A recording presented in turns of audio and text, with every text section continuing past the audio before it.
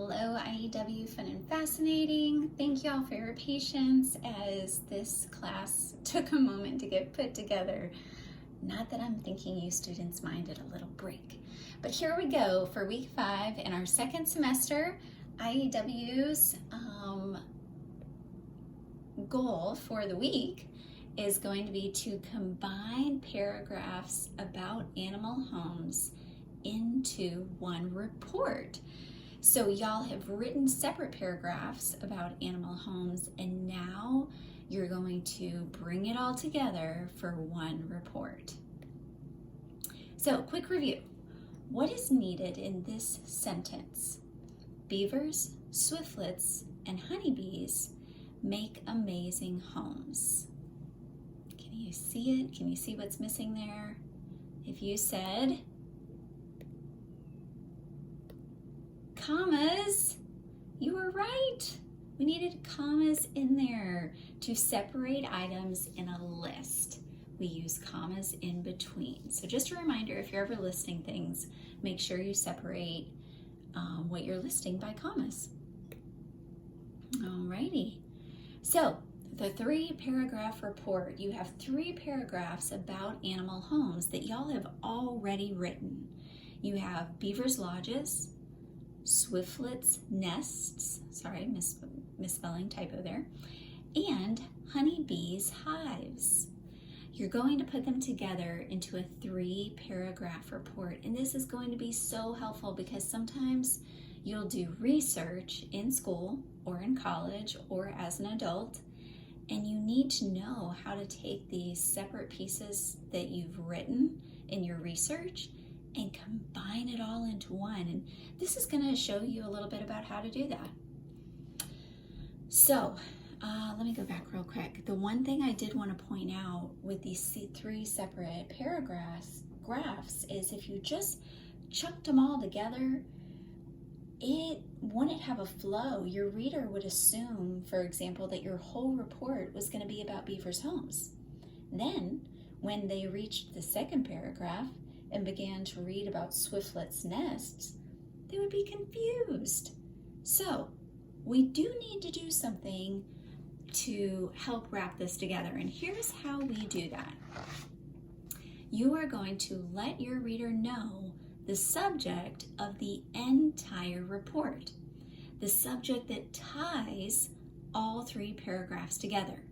So you need an introductory statement about animal homes. Here's an example of what that could look like. Many animals construct amazing homes. For example, oh my goodness, y'all, another typo. For example, the beaver builds a sound fortress in a pond, la la la la la la, and you continue about the beavers. But the point here is you've given an introductory statement saying many animals construct amazing homes. And notice the reason the green highlight is around those words. Remember our topic clincher rule that 2 to 3 key words must either repeat or reflect one another in your topic and clincher sentences. You're going to do the same in your introductory statement and your final sentence of the entire report. So that first sentence saying many animals construct amazing homes, that is going to let your reader know that even though they're about to read on beavers building lodges, it's not all about that. It's about animal homes. So how do you end the report? Well, you end your entire report by reflecting the subject of the report, and of course we call this the final clincher.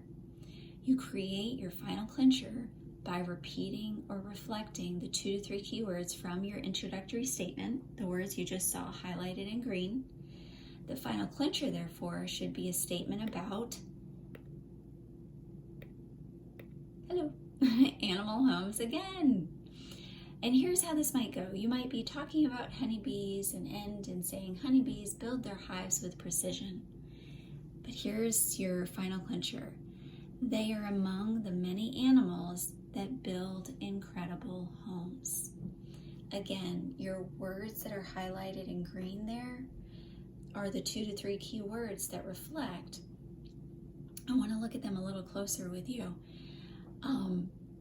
And what I wanted to point out, your introductory sentence says, many animals construct amazing homes. Your final clincher says, they are among the many animals that build incredible homes. Now, animals is the same.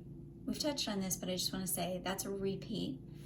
Construct is different than, oh, y'all, this should be, man, the imperfections in this. But anyway, build should be highlighted in green as well.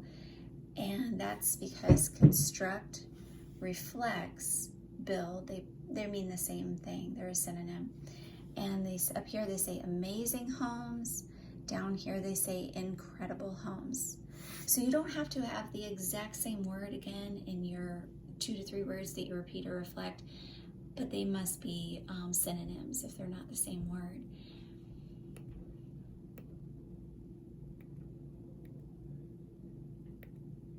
Come on here.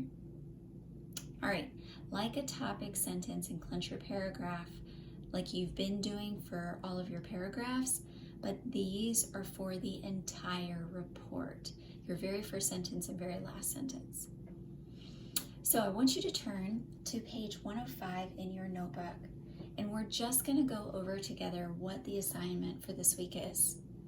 So assignment number 1, you are going to gather the 3 paragraphs you've already written about animal homes: the beaver lodge, the swiftlet nest, and the honeybee hive.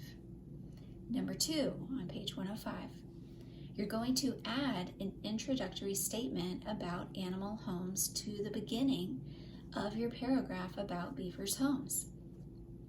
Just like we talked about a few moments ago, it's an introductory sentence explaining to your reader that this entire writing is about animal homes.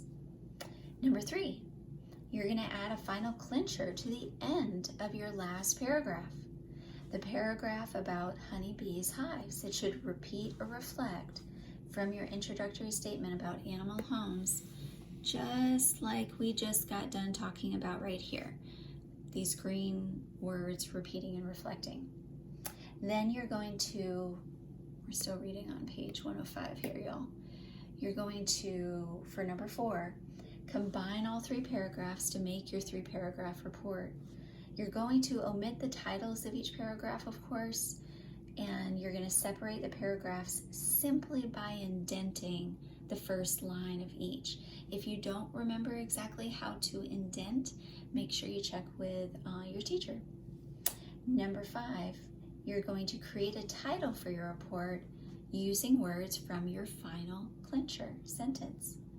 And lastly, number 6, the checklist is on page 106, and it looks long and scary, but remember, you already included the elements of style when you wrote the individual paragraphs. So I do want to remind you, look at page 106, and I'm just going to touch on the top ones. Your introductory statement about animal homes, that's worth 3 points. We just went over an example of that, telling your reader that this isn't all about beaver lodges that they're about to see in the first paragraph, but it's about animal homes. Next, each paragraph has a topic sentence and with your keywords highlighted, and each paragraph ends with a clincher. So I just want to point out your introductory statement, while that is going to be the very first, I'm just going to go back here just to fully touch on this. So here's your introductory statement we did as an example. Many animals construct amazing homes. That is the introductory statement that's first in your checklist here on page 106. See, first one, introductory statement about animal homes, worth 3 points. Then it says each paragraph has a topic sentence. For example, the beaver builds a sound fortress in a pond. That's going to be your topic sentence for your paragraph. So these are in fact different elements, different sentences that are referred to in your checklist. Each paragraph ends with a clincher, and then at the very end, as we talked about, you're going to end with a final clincher, not only of the paragraph, but of the entire writing, reflecting that this was about animal homes.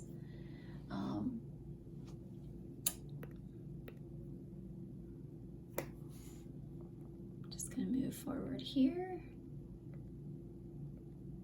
All right, we looked at our checklist. Oh, here's all these great things that we just discussed. They're on page 106 in your checklist. Don't forget your title reflects words from your clincher. And just the reminder, you'll see in your checklist under style, you've got dress ups, you've got sentence openers, but notice each of your 3 paragraphs needs to have the elements of style. So when you put a strong verb in for your checklist, that's going to be in each of your 3 paragraphs. Same for your ly word, quality adjective, who, which clause, etc. But here's the great news. You've already included them in your writing when you wrote these paragraphs. So woohoo, that should be easy. Unless you missed them before, you can make sure you add them this time. So that is all for this week, y'all. The race is on, and I don't think this will be too hard for y'all to accomplish at all because so much of this is already written. If you have any questions, you can always ask me or ask your teacher at home. And I hope you guys have a fantastic week. I'm excited for you to finish this up, and I'm super excited to teach you in the next lesson because it's one of my favorite units in all of IEW, and you're going to get to be so creative. So look forward to our next class together. That's all for now.